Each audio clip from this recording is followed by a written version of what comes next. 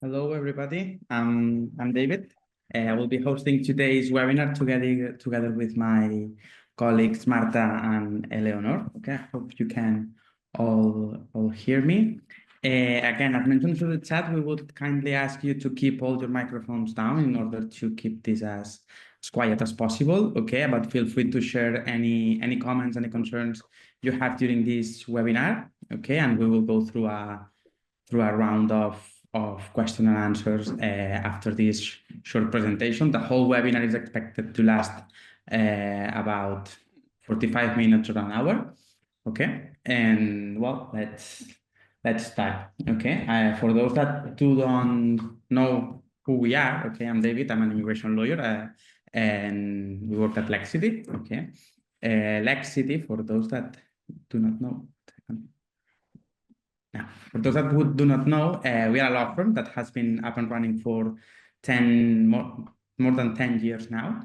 We are specialized in relocating people into many countries. We are based, as you can see here, in Spain, Portugal, France, Italy, Greece, and Mexico. So if you're interested into migrating to any of these countries, we would be happy to help you. This webinar, however, we will only be speaking about how to relocate as easy as possible to Spain, France, and Portugal. I will be taking part of the Spanish landscape, and my colleague Marta will handle Portugal, and my colleague Eleonor will handle the part about relocating to France. Okay. So at Lexidy, as mentioned, we are a law firm specialized into relocating people and assisting all the needs that people like you can have to relocate to different countries. Okay, we are specialized into immigration permits, but we also handle many other needs, okay, legal needs that may involve relocating to another country. We also can handle real estate property purchase or real estate matters, also setting up companies into the countries in which you would like to relocate, taxation. Also, if you set up a company, we can help you with your, let's say, daily activities such as invoicing and payroll. Okay, we are, as you can see here, we are a leading law firm in these specific services. Okay, that these specific relocation services, and we try to make to provide our services in a transparent way, so easy to understand and through straightforward solutions. Okay, so we try to not mess around and do not make the things more complex than they already are.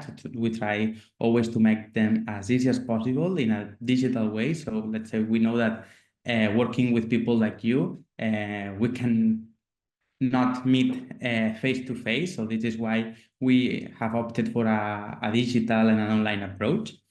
And we try to do this challenge as seamless as possible. Okay. And moving forward to the next slide, so you can know us a little bit better as well. As you can see here, we have been working or assisting people for more than 10 years. We have assisted more than 5,000 clients, and as mentioned, we try to do everything as smooth as possible, knowing all the complexities that relocating into a different country may suppose.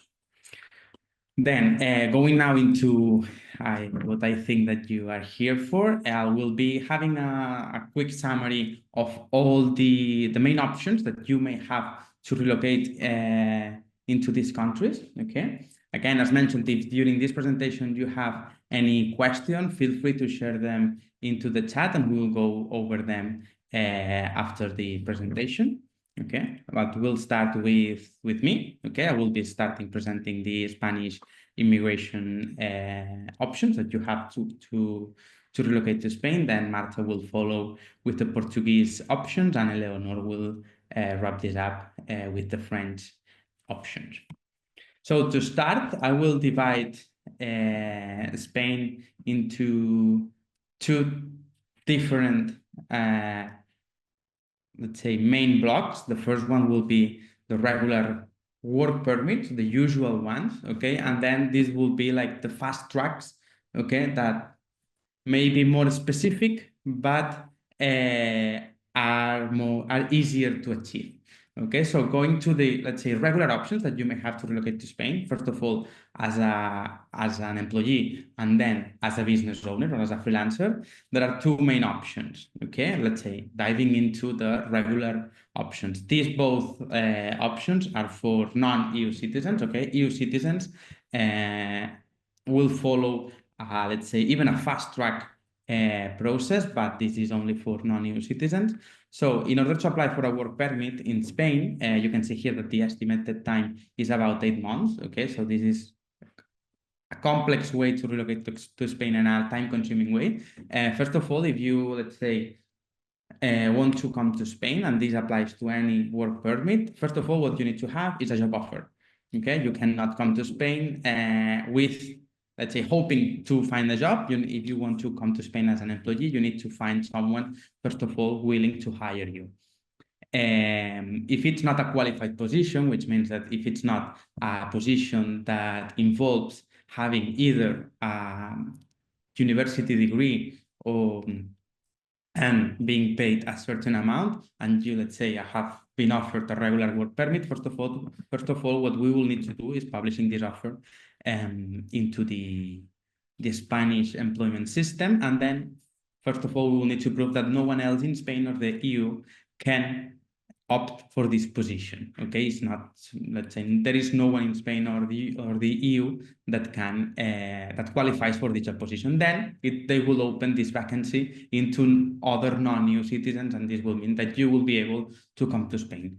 This makes this residence permit very difficult, because in the end, unless you have a very specific position and unless you have been offered a very specific position, it's very difficult to overcome this. Okay, then if you are able to obtain this, it's called the insufficiency of candidate certificate, then you will be able to follow just the regular route of applying for a visa. So you will go to the immigration office, submit the whole application, and then you will be able to apply for the entry visa. The thing is that all these waiting times, since we need to submit the application 3 times, first of all, we need to prove that no one else can qualify for the job, and then apply for the work permit, and then from the end for the entry visa. This supposes that we need to wait about 8 months from the day we start until the day you relocate to Spain. Then passing into the business activity residence permit, the residence permit will be for business owners or freelancers. Okay, this is another time-consuming residence permit. Okay, first of all, you need to write a business plan. You need to prove that your company is profitable or has chances to be profitable. It's a viable activity, the one that you want to perform. Okay, and also you need to take into account that if you want to operate through a company, first of all, you need to set up the company. If you come as a freelancer, you do not need to set up any company, so you can apply directly for the visa. But if you want to set up a company and come and manage this company, first of all, you will need to set up the company, which also takes a couple of months. Then, as mentioned, you need to draft this business plan, prove that your project is going to be viable. And then you will just, similar to the regular work permit, submit the business plan to the embassy, and then they will send this business plan and all the other requested documents, such as, again, proof of investment, professional experience. There is no minimum investment required. Okay, you only need to prove, let's say, if you are, for example, doing marketing and you just need a computer, that's all you need to prove, that you have 2,000 euros to buy a computer. Okay, there is no magic number to apply for that, but you need to prove that it needs to make sense to the activity that you want to perform. Okay, the investment required, and then proving that you have this investment.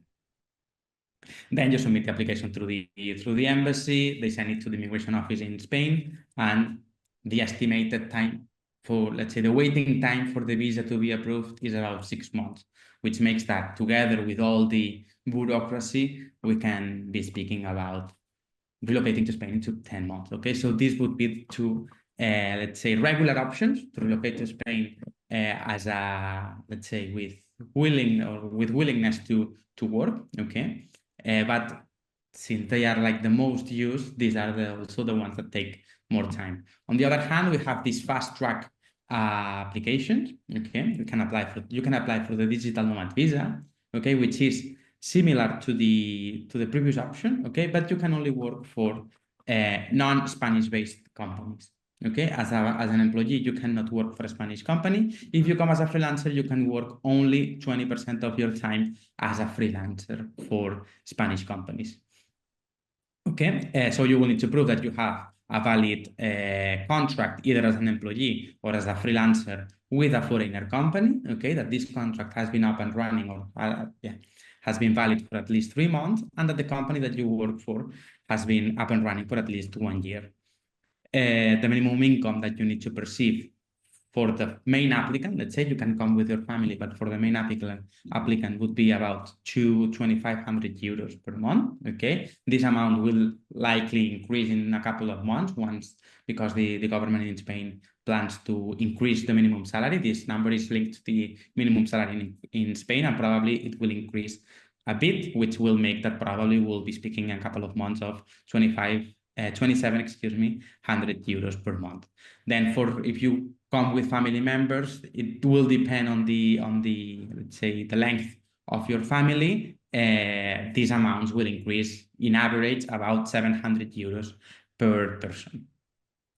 This is an option that is valid. Again, the main thing is to prove that you have been working at least 3 months for the company and that this company has been up and running for at least 1 year. Also, you need to take into account that in all the residence permits in Spain, the government, what they want to assure is that the person applying for a residence permit will not become a burden to the Spanish society in terms of living expenses, okay, and also in terms of health and social security. Although we have universal health in Spain, and all of you will be attended for primary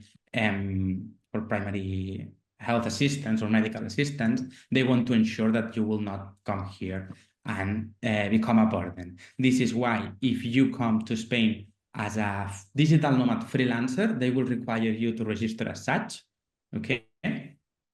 And also, if you come here as an employee, they will ask your company to pay Social Security here, okay? So you will need to ask your company to pay you through the, let's say, through the Spanish Social Security system, or if Spain and your country have an agreement in terms of an international agreement in terms of Social Security, you can obtain the so-called certificate of coverage or the A1. It changes depending on the country. It's a certificate proving that you pay Social Security in your country of origin. And since you are coming to Spain and Spain has an agreement with your country of origin, the amount that you spend, that you pay in your home country can be, let's say, can be spent here.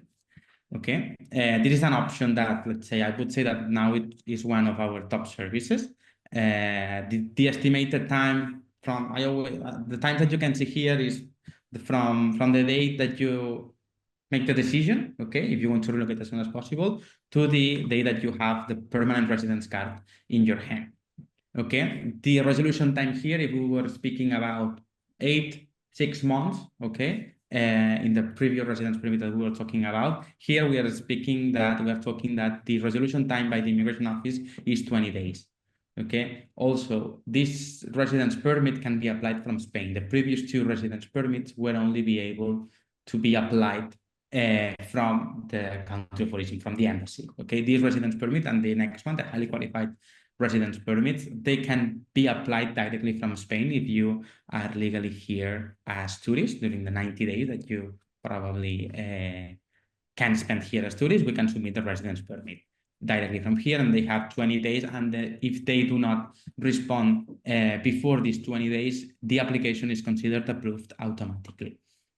Okay, then moving into the next residence permit that I would like to present is the highly qualified residence permit. This is only a residence permit if you are going to be hired for a Spanish company as an employee, okay? And this only applies, let's say, whereas the digital nomad visa could only be applied if the company that you work for is a non-Spanish one, this only applies when you are working for a Spanish company as an employee. Okay, this does not apply for self-employed professionals. Then the two main requirements is having a salary of around 42,000 euros gross per month for technical positions, for regular positions, let's say, and then for managerial positions, 56,000 euros per year. Then you also need to prove that you have either university degrees in the specific field that you will be performing, okay, or proving 3 years of experience in the field. Okay, as mentioned, this application can be done from Spain if you're here as a tourist. And then let's say I have been talking about working visas, okay, visas that allow you to reside and work, okay. There is another option for those that want to come here and live on their own expenses, on savings, or because they have dividends or they have passive income. Okay, it's called the non-lucrative residence permit. This residence permit is a residence permit that will only allow you to live in Spain. Okay, the residence permit will not allow you to work in the country. Okay, it will not allow you to work for a Spanish company, neither for non-Spanish companies. But it's a very easy residence permit to apply for. Basically, you need to prove that you receive at least around 2,500 euros, 2,500 euros per month on passive income, on dividends, on rentals, or even on savings. Okay, if you prove that you have 28,000 euros in your bank account, okay, and that you do not need to perform any professional activity to keep this amount, okay, you can just apply for the residence permit. Okay, so just by showing savings of these amounts, you can relocate to Spain. It's 2,900 euros for the main applicant, and then for each accompanying family member that is relocating with you, you need to prove additional 7,200 euros per family member accompanying you. Okay, as mentioned, this can be proven through regular income, okay, monthly income, or through set amounts. Okay, set amounts set in your bank accounts. Again, as mentioned, since the Spanish government does not want you to become a burden to the Spanish society, this is why you are required, since you will not be working and hence you will not be paying social security in Spain, you are required to pay for a private health insurance policy, which for your knowledge is about 700 euros per year, about 70 euros per month, more or less, depending on your age or health conditions. Okay, but roughly, in average, is about 70 euros per month, or 70, 80, 100 euros. Excuse me, 7 or 800 euros per month. Per annum, excuse me. Then again, this residence permit is applied from the consulate. However, the resolution time usually is about 6 weeks. Okay, once you obtain your visa, you can come to Spain, and then this is a 1-year visa. Okay, the rest, just for your knowledge, these two residence permits, the regular work permit and the business activity one, and the non-lucrative one, are valid for 1 year. Okay, the highly qualified residence permit is valid for 2 years, renewable for 3 years, and the digital nomad visa, it's trickier. It depends. For freelancers, it's 3 years. For employees, it will depend on the certificate of coverage. The certificate of coverage usually is issued for a certain amount of time. It covers only, let's say, 2 years, 1 year, 16 months, okay, and is valid for let's say the validity of this certificate of coverage when applying as an employee. As freelancers, as mentioned, it's valid usually for 3 years. It depends on other things, but as a general rule, 90% of digital nomad freelancers obtain a residence permit for 3 years. And this is roughly the main options that you would have to Spain. And now I'm passing my word to Marta, a colleague from Portugal, who will be able to who will be explaining you the options for Portugal. Hello, everyone. My name is Marta. David, thank you for your introduction. So I could be here talking about why you should choose Portugal, of course, the climate, the cost of living in Portugal, the healthcare. But I believe what is most important for me to tell you about is the Portuguese people, the community. You're going to feel the warmth, you're going to feel the hospitality that the people from Portugal are going to give you. An example for that is what my clients tell me is usually they have a neighbor that doesn't speak English, but he's going to find a way to speak with you, even if he doesn't speak English. So if you're looking for that sense of community, Portugal is a good option for you. Tibi, can you please pass? Thank you. So I'm going to explain, I decided to divide this and explain to you the most common visas that you are going to find coming to Portugal. The most common ones are the D7 and the D8. The D7 is for passive income holders. So if you have a pension, if you receive dividends from a company, interest, if you have some properties that you receive some rents from that, you can apply for the D7. For the D7, you need to have a passive income of at least 870 euros per month. This is for the main applicant. Of course, this amount is going to increase according to the family members that are going to come with you. You are going to need to have a Portuguese tax number, a Portuguese bank account, where you have enough means to support yourself for 1 year. So the amount is going to be around 10,000 euros in that bank account, because it's going to prove to the embassy that you have the means to stay in Portugal. You're going to need, of course, proof of accommodation and criminal record to present. And the process itself, you need to go to the embassy to present all these documents in person. And once the embassy receives your application, they will have 60 working days to make a decision, okay? This process is basically the same for all types of visas. So you go there, the embassy will analyze all the documents, and after 60 working days, so between 2 to 3 months, they are going to say that your visa is approved. Once your visa is approved, you come to Portugal, and in Portugal, you are going to request the residency permit. That permit is valid for 2 years, and after 2 years, you can renew it for another 3. So the process itself for you to get the residency permit in Portugal for the D7 is basically this. In case of the D8, it applies for people that are working remotely for a company outside of Portugal. If this is your case and you have a salary that is above 3,480 euros, you can apply for the D8. The rest of the requirements are basically the same as the D7. So you need to have a Portuguese bank account with enough means to sustain yourself in Portugal for 12 months. You need to have a travel insurance and the proof of accommodation in Portugal. I saw already some questions in the chat about the proof of accommodation. And just for you to know about the proof of accommodation, you have 3 options.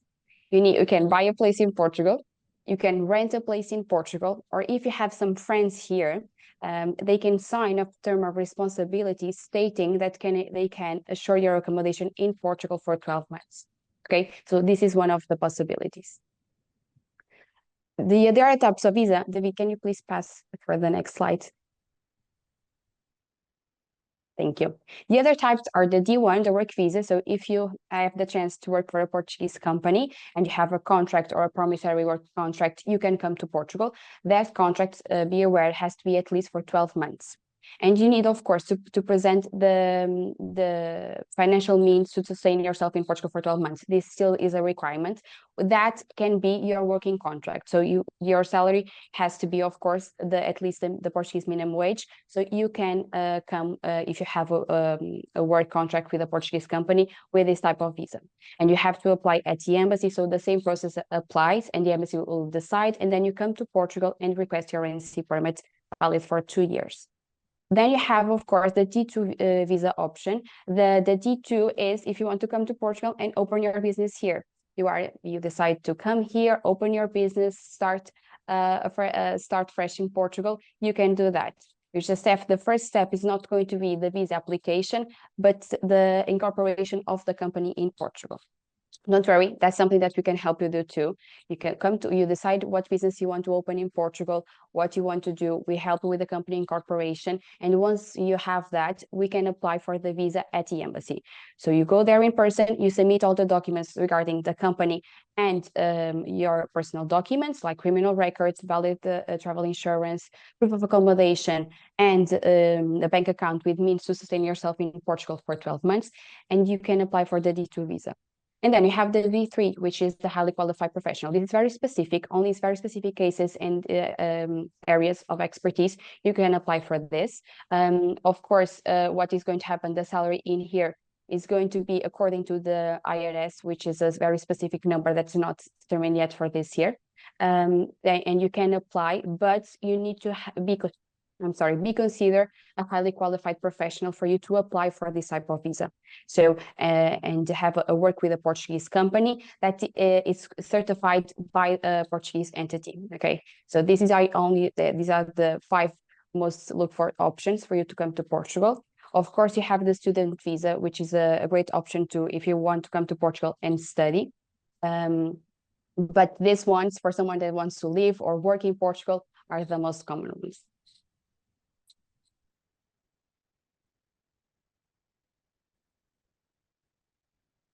Hello, everyone. So it's me, Eleonore from Lexidy, France, speaking about the French visas and how to move to France. So here on the slide, you have all the good reasons that someone could move to France for. And yes, apart from the landscape and the weather that is quite different from one region to another, the food, of course, I'd like to underline the fact that we have a very good social healthcare that you can apply to no matter what type of visa or residency permit you have. The only condition is to be living in France for at least 3 months. So this could be something interesting you wish to know. And also that we are quite central in Europe, so you can travel easily, go to beautiful Spain or beautiful Portugal quite easily directly from France. Yes, so here is an overview of the most popular visas that we have. Just for you to know, we have many different visa types, and of course we cannot go through all the different visas we have for France, but those are the 2 that are most requested from our customers. So the first one is the visitor visa. It's really our best-selling product because it's quite easy to meet the requirements, and you get a 1-year renewable visa. It's a proper residency permit for France, even if the name can be confusing, but it has nothing to do with tourism or short stay. Rest assured that it's a real residency permit. And so the conditions are basically that you need to have a healthcare insurance that is valid for France, enough savings to support your stay or your family, and not be working in France.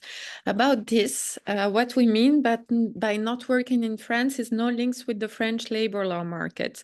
So no French employment, no French contract, no French company. Sometimes I have clients asking, okay, I work remotely for a US company, for instance, can I use this visa? The answer is yes, as long as you do not have a French employment contract or links with the French labor law market. So this visa can give you a bit of flexibility if you want to test France, spend a few time here, and then maybe why not switch to another visa type. So the second one is the entrepreneur visa. So as you can understand by its name, it's meant for freelancers and people that either have their own company abroad or don't have a company at all, but wish to start an activity in France as a freelancer. I'm not going to bore you with too many details, but the important thing to remember here is that before applying for the visa, it's really important to get a working authorization. So you will have to draft a business plan explaining more or less what you do, what kind of clients you will have, how much you think you will invoice in France. And then once we have the approval on your project, we can apply for the entrepreneur visa. David, can you go to the next one? Thank you. Yes, and then a hint about the talent passports visa type. So it's a big family with many different options within this family. So we have options for freelancers, but the main difference with the previous one is that you need to invest at least 30,000 euros in your project in France. We also have some talent visas for highly qualified professional, people that are renewed, like artists, musicians, CEOs of big companies. So this can also be something that you want to think about. Why? Because with the talent passport, you can bring your family with you more easily. With the other visa types, everyone needs to make their own application. But with the talent one, we have a facilitated process for family members.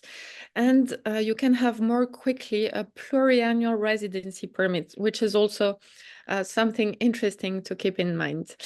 I'll keep it short so we can have time for your questions, because I see that we have many of them.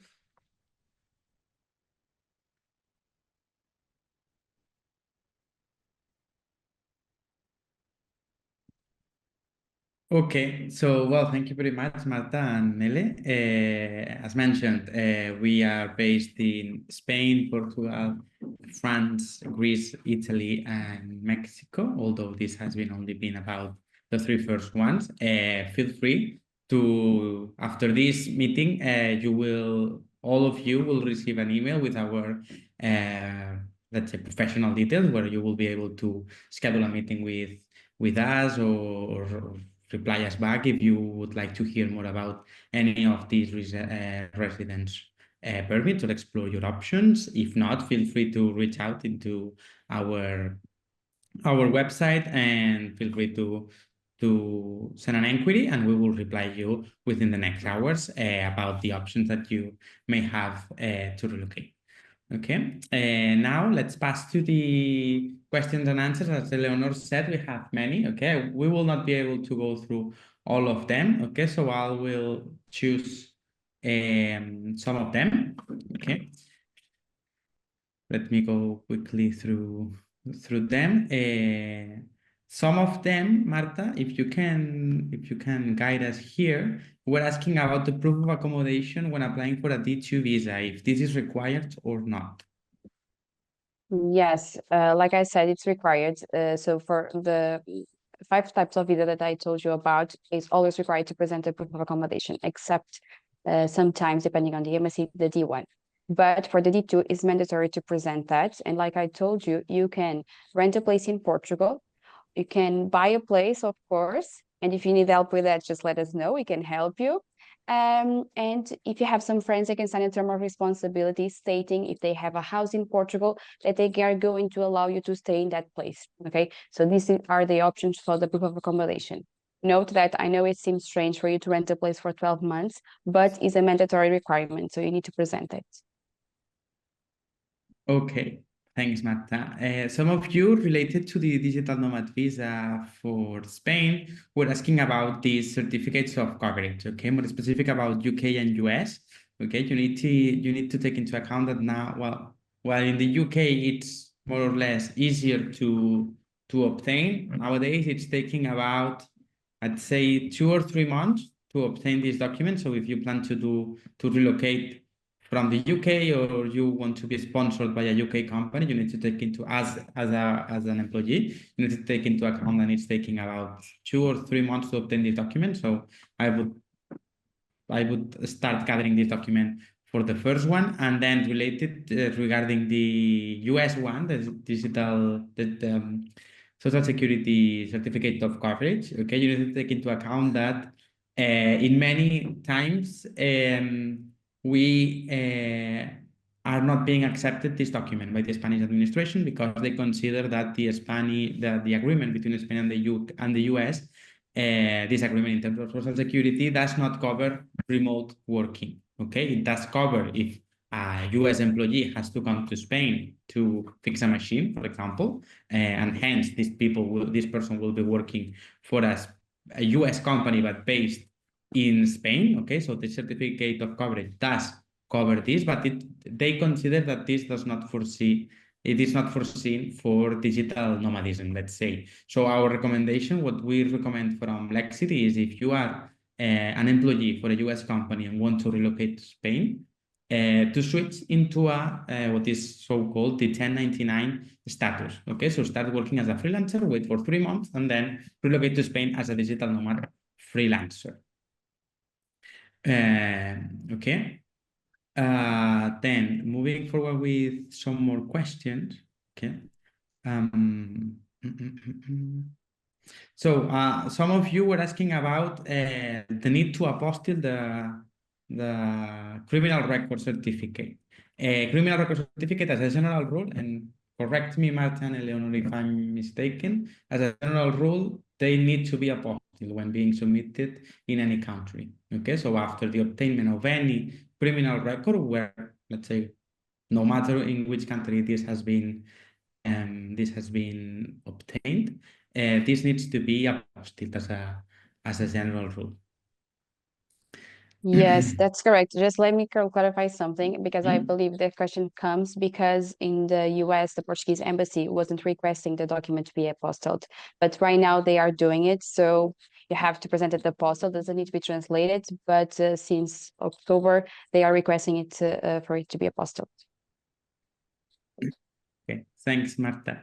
Okay, Eleonor, for example, here another person has been asking about the proof of accommodation in France when it's an Airbnb. Yeah, I don't know if you have anything to comment on that. Yes, I've picked a few questions about France, and this one was among them. Well, the Airbnb is acceptable for a long stay visa application, but French people are very administrative. We like forms, we like papers, we like things to be presented in a certain way. So it's important to understand how to present your application when you get to the appointment. But typically we have approvals with Airbnb or even hotel bookings. But if you want to be 100% sure that you won't have any issue, having a friend hosting you is a very good idea, because it's quite easy to get a certificate from someone that can host you while you're in France. Okay. I've seen a few other questions. One about the driver's license. It's important to speak about that, because for France, when you arrive here and you have a 1-year visa or a residency permit, you only have 1 year to convert your US driving license to a French one. And it's very important to know that, because it happens very often that we have people that forgot about the deadline. And you do not need to be a citizen of France, of course, in order to do that, but you need to have a valid residency permit and do the request within the first year.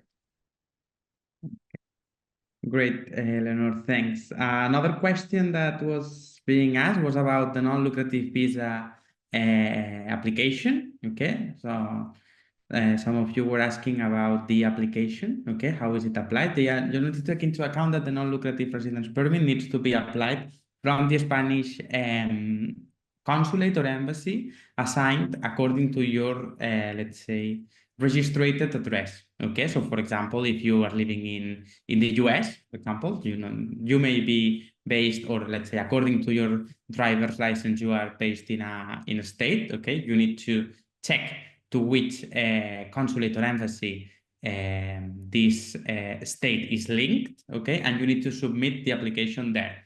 Okay, you cannot apply for the non-lucrative visa from Spain, unlike other residence permits such as the Digital Nomad visa or the highly qualified one. This residence permit requires an application from the consulate. Okay. Let me check if we have any other questions. Okay. Some of you were asking about the Digital Nomad fees, or let's say required amount from Spain. For Spain, okay, if it's a fixed price or needs to be let's say, a regular income. You need to prove regular income on a monthly basis. Okay, as a general rule, they will ask for 3 months of bank statements, and they will need to see the income, and that this income matches either your invoices as a freelancer or your paychecks as an employee. And this will need to match the income in your bank account, and also that this income is at least the minimum required, which was this 2,600 euros for the main applicant, and then additional funds for the accompanying family members. Okay, let me check if there are some more questions. Let's do 2 or 3 more. I spotted one for France. Someone asking if it was possible to purchase a home without a visa. The answer is yes, of course. You can perfectly use the 90 days that you have on your passport to purchase the house in France. But what it is important to know as well is that you do not necessarily need to have a residency, a flat that you own or that you rent in order to apply for a visa. As I mentioned before, an address is sufficient. So sometimes I advise to move on with one visa application, for instance, the visitor visa. So you will have more flexibility to visit the perfect place and find a good apartment or house without being blocked by the 90 days that you can stay in France. Okay, great. I've seen many questions about taxes. Okay, do not worry, although here we cannot assess on your tax questions. If you contact us, do not worry that we'll connect you with our tax experts. We have tax experts, a dedicated tax team in each country. Okay, so we will be pleased to connect you with them so you can ask them all the tax related questions. Okay. Let me see. Also, some of you, yeah. Okay, so I have two questions. I have applied for the I have applied for the Portugal visa, which is for the Article 88 for the residents. But I live in the UK, so I'm interested to apply for the visa in Spain or the France.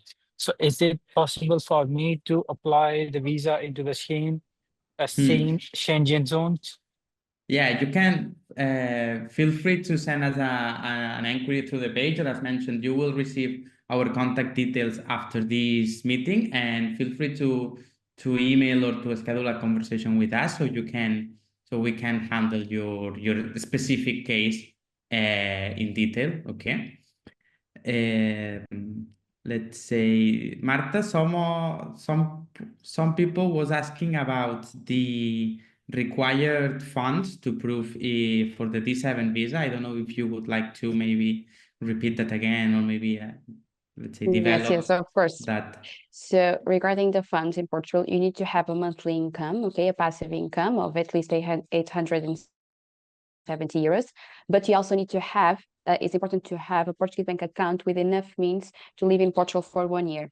So that amount for the main applicant is going to be 10,440 euros. So you're going to have that amount in savings in the Portuguese bank account. You're going to present that at the moment at your appointment at the embassy when you request your visa. And then later on, when you are in Portugal, requesting the residency permit at the immigration office. Okay. I also saw some information about questions about the apostille criminal record. Just for you to note, you don't need to translate documents in English. The Portuguese authorities accept documents in English, Portuguese, and French. Okay, so you don't need to translate it. Okay. Did you say? I'm sorry. Did you say the funds need to be in the bank account for 1 year or forever? I don't know. No, not for 1 year. Just make this quick. Not for 1 year. Just you need to have means to support yourself. Present at the moment at the appointment at the embassy, and then when you come to Portugal. So that would be like 4 to 5 months. Okay. But of course, when you go to your appointment at the immigration office in Portugal, if you don't have enough means, doesn't matter, because you can use that amount to live in Portugal, to pay your stuff in Portugal. So don't worry. It's not, you don't need to have it for a complete year. just for the moments of the appointments. It's one of way to show that you have the means to live in Portugal, and that's important because the Portuguese authorities, like the Spanish ones, want to be sure that you can live here and they don't have to support you. Okay, perfect. Some of you also were asking about how to apply for the digital nomad visa in Spain. There are two options. Okay, you can apply from the consulate, which we do not recommend because consulates barely receive digital nomad visa applications, so they do not have the, let's say, the criteria. They do not know them, don't know them by, let's say, by the book. Okay, they are not that used to.